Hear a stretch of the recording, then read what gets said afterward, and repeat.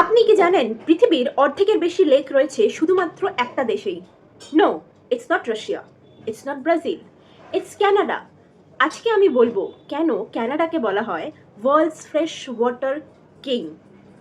ক্যানাডাতে total 2 মিলিয়নেরও বেশি lake আছে। অবাক করার বিষয় একটাই, পৃথিবীর সমস্ত লেক যদি একদিকে আর ক্যানাডার লেক যদি একদিকে রাখা হয়, ক্যানাডাই জিতে যাবে। It has more lake than the rest of the world's combined. কিন্তু কেন? এর কারণ হলো দ্য আইস এজ।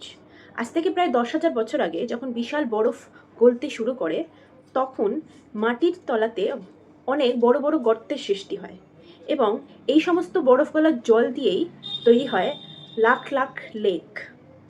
পুরো পৃথিবীর সারফেস ফ্রেশ ওয়াটারের 20% জমা আছে এই দেশেই।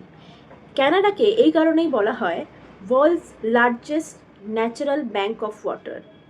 আমাদের সুন্দর পৃথিবীর আরও এরকম ইন্টারেস্টিং ফ্যাক্টস জানতে সাবস্ক্রাইব করুন।